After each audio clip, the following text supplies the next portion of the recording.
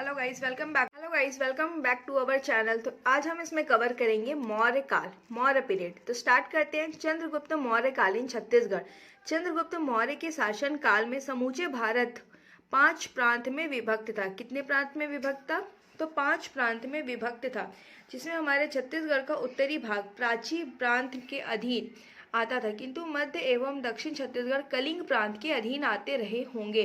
विभिन्न ऐतिहासिक एवं पुरातात्विक साक्ष्यों के अनुसार मौर्य काल में छत्तीसगढ़ के उत्तरी भाग को छोड़कर शेष छत्तीसगढ़ का भाग कलिंग प्रांत का हिस्सा था, किंतु अशोक के कलिंग विजय के पश्चात ही छत्तीसगढ़ मौर्य साम्राज्य का भाग बना। अशोक कालीन छत्तीसगढ़ एवं मौर्य कालीन अन्य साक्ष्य। तो फर्स्ट है सिक्के। छत्तीसगढ़ के विभिन्न स्थानों से मौर्य कालीन चांदी और तांबे के आहत सिक्के प्राप्त हुए हैं, जिनका विवरण निम्न अनुसार है। तो पहले देखेंगे शक्ति जिला।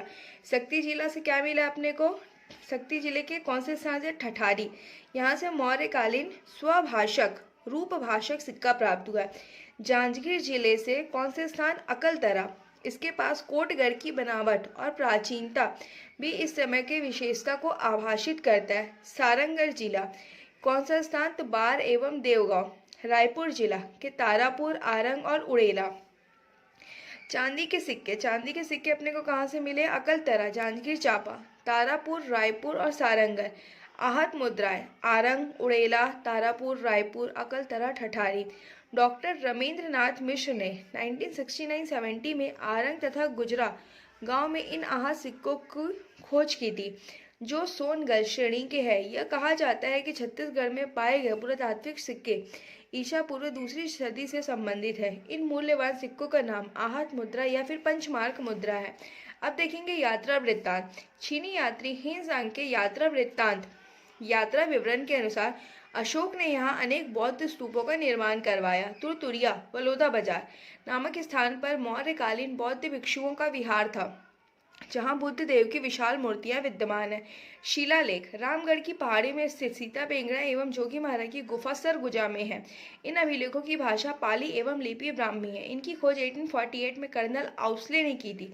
शैल चित्र रामगढ़ की पहाड़ी में स्थित जोगी महाराज की गुफा में नर्तक देवदत्त एवं नर्तकी सूतनुका के प्रेम गाथा का वर्णन है।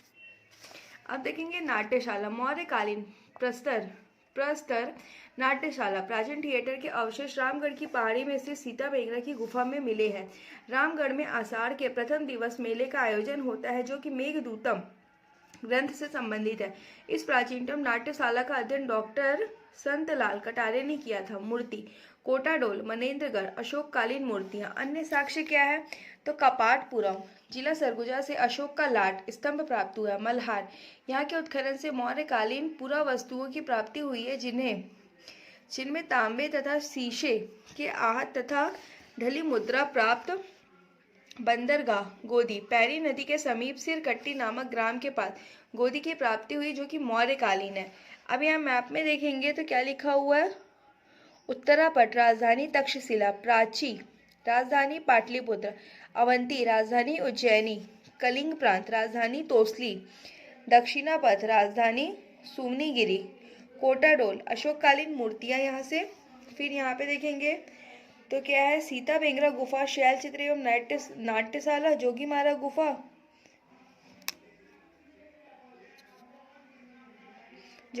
गुफा, मौर्यकालीन शिलालेख, अकलतरा,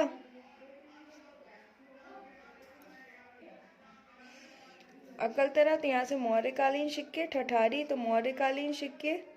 बार देवगांव यहाँ से भी मौर्यकालीन सिक्के। और ये लास्ट है हमारा आरंग, उड़ेला और तारापुर आहत पंचमार्क मुद्रा। अब देखेंगे यहाँ पे क्या है? शुंग वंश। मौर्यों के पश्चात ईसा पूर्व 2री शताब्दी में शुंगों का शासन स्थापित हुआ। इस दौरान छत्तीसगढ़ में कुछ समय के लिए शुंगों का आधिपत्य रहा, जिसने साक्ष्य निम्न स्थानों से प्राप्त हुए। सिक्के मल्हार से वसुमित्र का एक तांबे का सिक्का प्राप्त हुआ, जिसमें अश्वमेघ चित्रांकन किया गया। रव रव वसुमित्र उत्कीर्ण है। प्रतिमा मल्हार से विष्णु की चतुर्भुजी प्रतिमा प्राप्त हुई है। यह सर्वप्रथम अभिलिखित प्रतिमा है, जिस पर शुंगकालीन लिपि में लेख उत्कीर्ण है, डॉक्टर श्याम कुमार पांडे के अनुसार। अब देखेंगे सातवाहन वंश। सातवाहन वंश क्या है? मौर्य समाज के पतन के पश्चात दक्षिण कोसल में सातवाहन वंश की स्थापना हुई। दक्षिण कोसल का अधिकांश भाग सातवाहनों के प्रभाव में था। राजधानी क्या है? तो प्रतिष्ठान है महाराष्ट्र। क्षेत्रीय राजधानी मल्हार। प्रथम ईसा पूर्व से तीसरी शताब्दी तक। शासनकाल 72 से 200 ईस्वी। प्रमुख शासक अपीलक, वरदत्त श्री, वेदश्री। छत्तीसगढ़ में सातवाहन कालीन साक्ष्य। मुद्रा तो क्या है? बालपुर शक्ति। सातवाहन शासक राजा अपीलक की मुद्रा। गौतमी पुत्र शातकर्णी का आवक्ष चांदी के सिक्के प्राप्त हुए हैं। मल्हार, बिलासपुर। सातवाहन शासक राजा अपीलक की दो मुद्राएं, एक तांबा और एक कांस्य। फिर वशिष्ठ पुत्र पुडुमावी, पुलमावी का आवक्ष चांदी का सिक्का। शीशे पोटीन के 4 सिक्के, जिसमें से 2 सिक्कों पर शातकर्णी का नाम उत्कीर्ण है। एक शीशे के सिक्के पर वेद सीरीज वेदश्री लिखा हुआ है। चकरबेरा, बिलासपुर। सातवाहन कालीन रोम का सिक्का जो विदेशों से व्यापार को इंगित करता है। अब है शिलालेख। स्थान क्या है? गूंजी, दमोह दरहा। शक्ति दमोह दरहा नाला चट्टान लेक शक्ति। दमोह दरहा को ऋषभ तीर्थ के नाम से जानते क्योंकि यहाँ पर ऋषभ देव का मंदिर है।